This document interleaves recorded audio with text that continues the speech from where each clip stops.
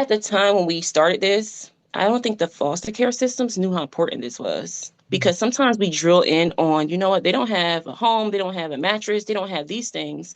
But hair care is so important. And we had to really work and advocate for this whole mission to change that whole look and say, this is so important. And this is a part of their wellness. This is a part of their identity. It's a part of their culture. It's a part of so many different things. And that's how we started the Walker Foundation. That was the start of it. And it completely started off with 25 foster kids, and it went over into now 5,500 children we have serviced with hair services. So you can see that need right in those numbers. Millions of families and professionals will touch the child welfare system this year alone. And it's the same every year. And this is the truth. Our system is complicated, it's confusing, and it's difficult to navigate. I'm your host, Shanelle Dupree, and this is Navigating Child Welfare. Because I don't know anyone who has navigated a system confused and has achieved the best possible outcome. And the outcomes are not just simple metrics. We're talking about families, we're talking about communities, and we're talking about impacting generations. So hug your loved ones a little bit tighter and let's dive in to make connections, gain clarity, and navigate the child welfare system well. I'm really excited to talk because I have been doing a lot of just talking to people who are involved in the child welfare system. And I'm launching a new program called Syncing Child Welfare, so simplifying your Mhm. navigation and confusion in child welfare, because our system is complex and complicated, and it doesn't have to be, right? It doesn't have to be. Mhm. And so, one of the groups that I've been talking to is youth who are in foster care. Okay. And it's something because I was on a call with, it was all young ladies actually, and some were in foster care, some had were like a year or two removed. And at least a few of them had the story of how they would go to a new home, foster home, or they would be in a group home, Mhm. and there was nothing to care for their hair. And they had the, kinky coily, right? So they had African American hair, different hair textures. There was nothing to care for their hair. There was, Suave shampoo, which we know is Mhm. very drying, Right. Right. not good for our hair. And they felt it impacted them. It mattered Mhm. to them Mhm. that their hair was not, that they didn't have their basic needs just to make sure that their hygiene Right. was taken care of. And so I had this conversation, and I know it to be true. I saw it when I was working in the system, but then I thought about you and the Mhm. work that you do. And I know it's beyond foster care, it's beyond child welfare. But I do want to spend some time just talking about who you are and the work that you and your family does in the community, and any tips that you can share with folks. Absolutely. Well, thank you so much for this space. I absolutely love what you're doing. I think it's an important space to be in so people can just hear the raw and the realness, especially when it comes down to foster care and the children. So, to kind of start off, my name is Aisha Walker. I am the founder of the Walker Foundation, and we provide hair services to children. Children, we started off with foster care children. That was the main thing we started off with. And then we moved over into hospitals. That was an addition. And then now we are in the school systems. So basically, we take care of all children, but a lot of foster kids falls in those lines in the hospitals as well as the school systems. But when we first started, our whole thing and our whole approach was, okay, we see a need. We see that is a resource that our kids are not getting, and it's so important. And that's where we kind of started there.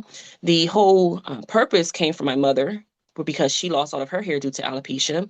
When Mm. she lost her hair, she lost her confidence, she lost How basically everything. how old were you when that happened? I was in college, so it could have been Mm. 18, 19 in Mm. those 8 years. Kind of not knowing, but knowing a little bit, but not prepared to see my mom go through this. For sure. So she lost herself. So I'm just imagining if she can lose herself as an adult, I know children can completely get lost. Mhm. And we spent time with my mom, and just her and I, out of patience, out of love. Night after night, I watched her cry. I watched her lose friends. I watched relationships just completely fall off, Mhm. all because of her hair. As Mhm. a Black woman, too. And at the time, no wigs that looked like any type of hair texture that we have. We were all over the place. Going to different places, trying to find something that would work for her, and it didn't work. So we created our own thing. We started doing something, and it worked for her. Piece by piece, my mom started restoring her confidence. And in that moment, her pain created a purpose in me. And I noticed, hey, this is happening to children as well. How can we get them to a place where they feel confident? How can we get them to a place where they have that resource or have someone to talk about hair care? Because most of the time it's looked at as a luxury, and it's not looked at as like an everyday hygiene or something like, oh, you need this. We need to make sure your hair is clean. You're so So right. You're so yes, right. It's not a right? luxury. Mhm. It's like it's needed. It's a part of It's needed. maintenance. Yes, Yeah. yes. Yeah. So No. so part of it. You Mm-hmm. got it. So part of maintenance. And at the time when we started this, I don't think the foster care systems knew how important this was. Because sometimes we drill in on, you know what, they don't have a home, they don't have a mattress, they don't have these things. But hair care is so important. And we had to really work and advocate for this whole mission to change that whole look and say, this is so important. And this is a part of their wellness. This is a part of their identity. It's a part of their culture. It's a part of so many different things. And that's how we started the Walker Foundation. That was the start of it. And it completely started off with 25 foster kids, and it went over into now 5,500 children we have service with hair services. So you can see that need right in those numbers alone. That hey, yeah, we need it. We definitely need it. Not only do the children need it, but the foster parents need it as well.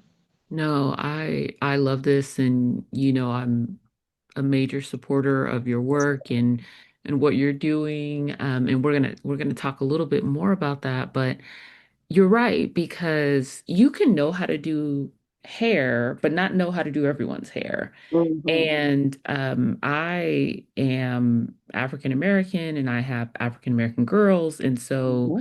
I grew up, my mom was in the hair care industry. So I Hmm. literally grew up in a beauty salon and hair Yeah. school. And so I'm very comfortable around hair. And I have watched her teach people how to do all types of hair. But I'll tell you what, something that she had to advocate for was the fact that everyone's going to learn how to do everyone's hair, Yes. that we're not going to play this game of, oh, I Yes. just do this type of hair. No, Hmm. if you're going to learn how to do it, you need to learn how to do it. Hmm. And so, and so my goddaughter, she is biracial and she came over and I was doing her hair and I was like, oh goodness, this is a different texture.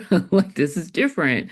And so, can you just talk a little bit about how foster parents feel, or how even kinship parents feel when they're in the foster care system and they're trying to learn it? What are they feeling? What have you seen that they feel, or what are the barriers to them like starting or asking for help or taking that next step? We've kind of watched foster parents feel different ways.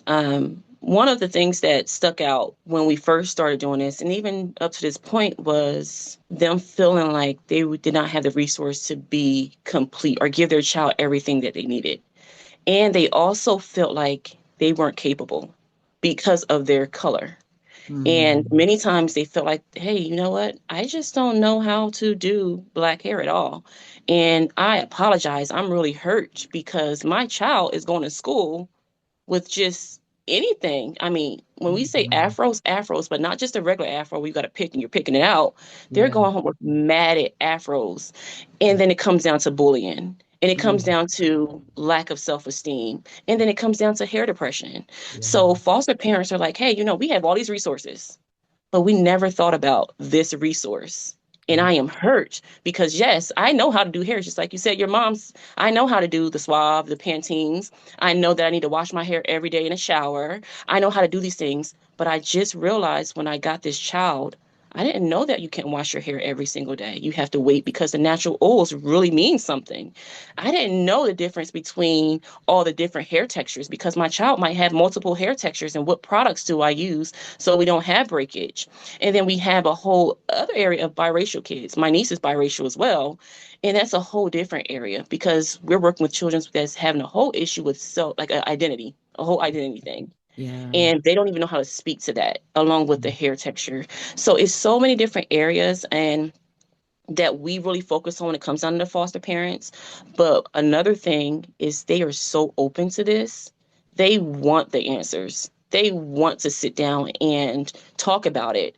And I think one thing, sometimes they're scared of it. Some of them are scared of it because they feel like it's a racial thing. Or maybe we're asking Mm, the wrong questions. Or maybe these black women might look at me like, what are you doing with that black child in that hair? So they're mm, scared to ask those questions. But we've made it to the point where it's a safe space. We want you to come exactly how you are, where you are. We want to meet you there so we can make sure you are equipped to take care of the child's hair, but also build a bond. Our main thing is bonding time. We had it in our culture. yep. People don't realize how important it is. Just for myself, my grandmother was just that strong woman. She was a woman of faith, still is. And I look forward to sitting between her legs, pulling out a big bucket, pulling out these grease and oils. It was a smell that sticks Yep. with me. Yep. And you know that smell, right? It's a smell. You can't really say it unless you experience. It's a Yep. smell when you pull out this stuff. It was a whole vibe. But I bonded with my grandma. We had so many different conversations, and she was able to hear certain things from me that she wouldn't really hear on a regular basis because it was our time. And I took a piece of me, I took that with me, and the older I got, we went over into a beauty salon. It was her friend, and she started doing hot combs. We call them hot comb straighteners, whatever it is, the ones Yeah. that people feel like you were getting your whole scalp burned off. Hmm. And this lady poured into me, and it was a safe space. And I just imagine how many kids in foster care are not experiencing this because this is a piece that we, yourself, you go back to your mom. It's a memory. It's a great memory, but it's also a piece of our culture. It helped me be confident. It helped me have a routine because I knew I was getting ready to get my hair done. Yep. And also, when those picture days came up, I knew I was straight. I didn't have to worry about, okay, picture day coming up. Who's Yep. going to do my hair? I That's knew I right. was getting ready to go in school. I was going to be okay. And I was getting ready to take a picture and it's going to be nice. So it's all those different pieces that Yeah. kind of comes together. And the lack of hurts those foster parents when they don't have that resource. Yeah, I mean, you named several different things, but just the willingness to believe that you're capable, that you can do Mhm. this, not allowing fear, the unknown to stop you from moving forward and just taking that first step, right? Taking that first Mhm. step, asking for help, asking for assistance. I mean, just think about anyone, no one wants to go to a place not feeling well kept. Correct. And our hair matters. Yeah. And with certain textures of hair, it's just it's a different type of maintenance. And I don't know if it's something that we talk about a lot, but it requires maintenance. And so it's definitely something that has to be learned and Yes. cultivated as well. Well, that's awesome. I agree with the whole learning thing, and I believe that we are always learning. As Black, we're always learning. Our hair is trendy. We're always changing. We're always inventing things. Was absolutely amazing, and that's a creative side. We want people to know you can be creative through hair. You can be yourself through hair. It's a power in that. I've learned it. So many kids in our foundation have learned it. It's something that's in our history. Just coming back from Africa, coming all the way over, we have learned something with our hair. Many people don't realize that was something that came back from Africa because it kind of distinguished what tribe you were coming from, what type of royalty you was. They distinguished so much by our hair. Even coming over into America, how we had the different eras where we just were the finger waves and the afros, and we had the beautiful locks, the natural movement. It's so amazing, and you can see how that trends all the way up until now, and how important it is. But we want our kids to see that at a young age, so they can take that on and have that power and have that peace to be creative. Absolutely. That's beautiful.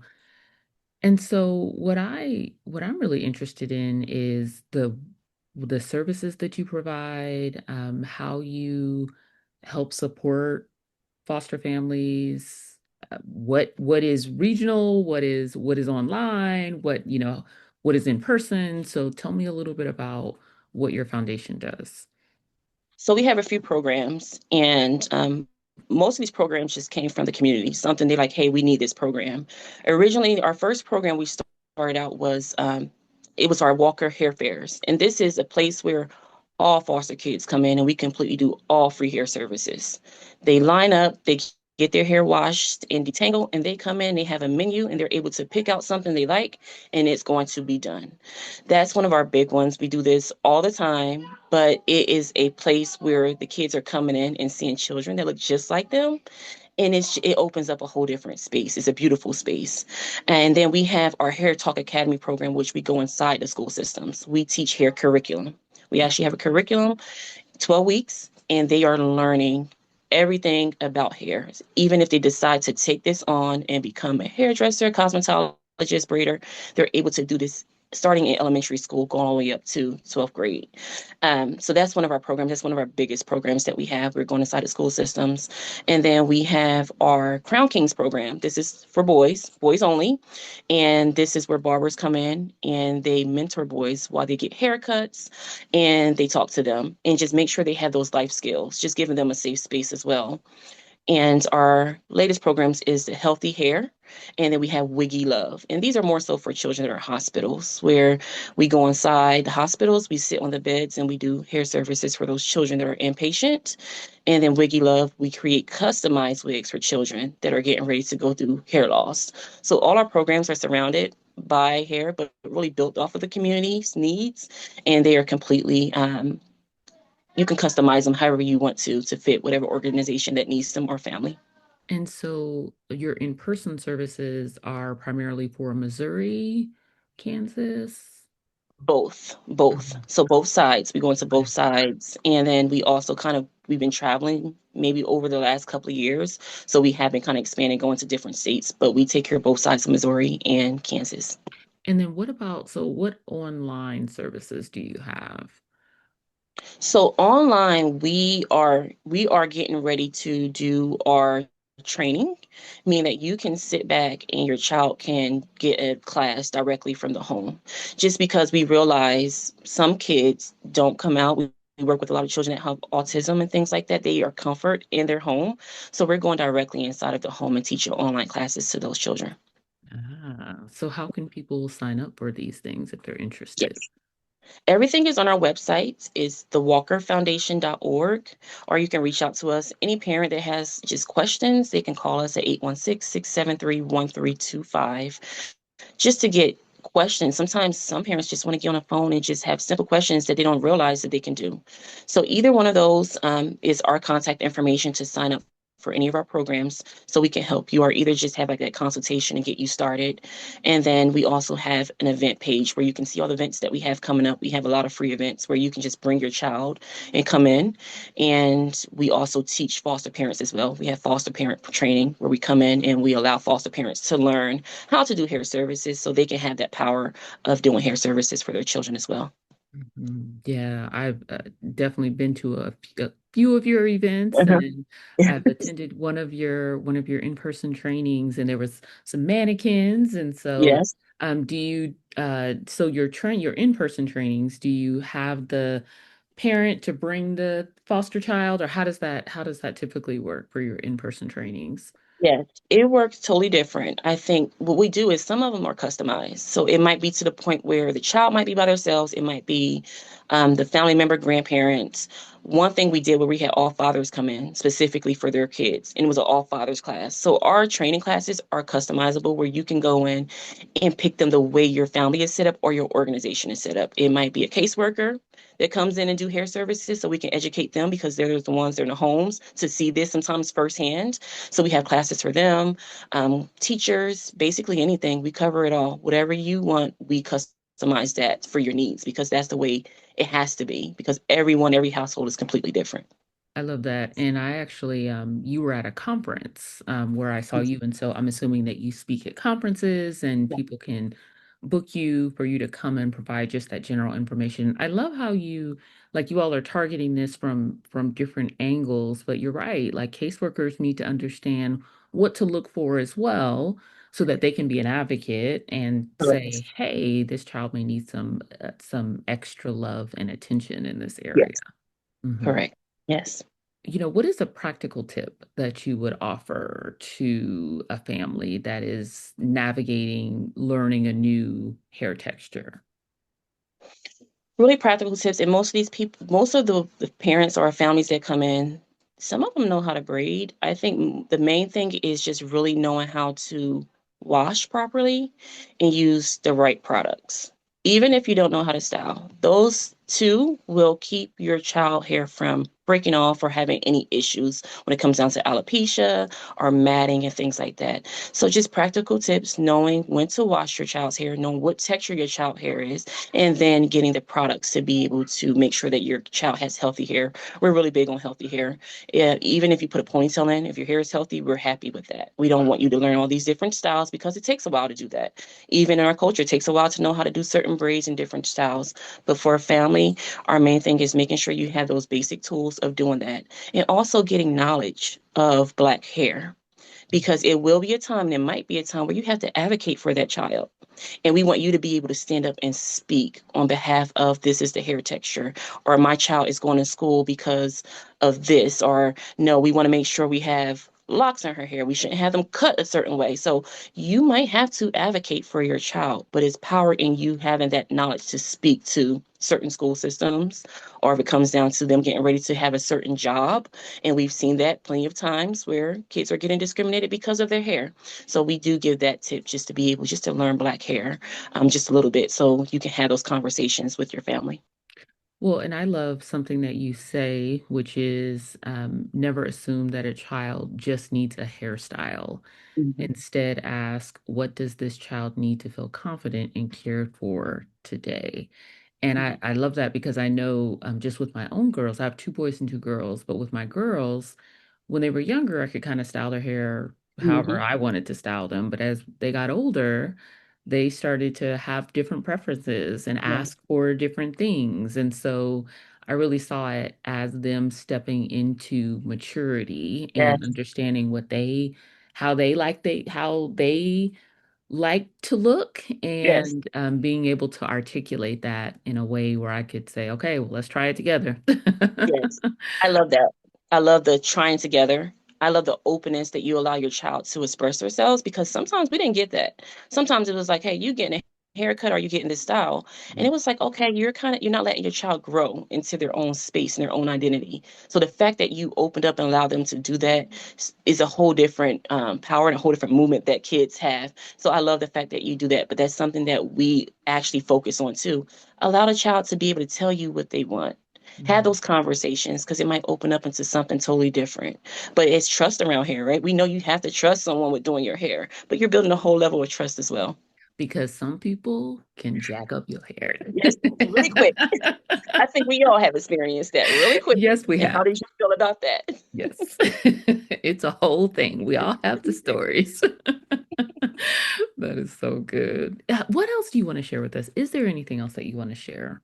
We have a monthly membership that you can go online and sign up for. And this membership is for anyone that has a child that wants to get hair services on a monthly basis. Because sometimes you don't think about it. But most of the time, it's foster parents that are signing up for this membership. You pay a monthly membership fee. We have traveling stylists that would go directly to your home and educate you and do hair services in your home. Or you can come out to one of our partner salons close to your area and we'll do hair services for your child. But it creates a routine. It creates something excited. The kids get excited about knowing every month I'm getting ready to get my hair done. The foster parent don't have to worry about hair services. And it also builds consistency with that person that's doing your child's hair. So we've seen so many kids that absolutely love this program, but being inside of the home in their comfort zone makes a difference as well. I love that. Okay. And is there any final tips that you have for folks that are in this space and they're like, whew, Lord help. Where do I start? Yeah. Where do I go? I think it's everything is about just asking a question. And that's the part. And I want people to know, regardless of what race or in this parents like me that sometimes come in. It's like, I need a question. Never stop learning, but never be afraid to advocate for your child and speak up for your child. Sometimes you're the only voice that they have. Mm-hmm. And we're open to that. We're waiting for your questions. We want to help. We want to make sure that you have the resources and tools you need to be successful and have a great experience with your child. So just don't be scared to reach out and ask. We have people that want to share this information and be able to service your child. I love it. Well, thank you, Aisha, for sharing your foundation, sharing your journey, and just sharing the gift that God has given you of being able to speak into that piece of a person that really speaks to their humanity and how they feel worthy and beautiful and loved and seen. So thank you for that. Thank you so much. Thank you for having me. Absolutely. In the show notes, there is a link to the Walker Foundation and all the good work that they do across the country. Check them out. If you are interested in doing something different, learning about a way to build partnerships, navigate conflict, and build trust, you are officially invited to a session that I am having to share details of the new Sinking Child Welfare Program on Wednesday, January 7th at 9 a.m. Central Time and Thursday, January 8th at 4 p.m. Central Time. Pick one of the sessions to join and learn more. I'll also include a link to sign up to our newsletter. This will all be in the show notes. I'm so excited about launching a solution in 2026, and I can't wait for you to join me.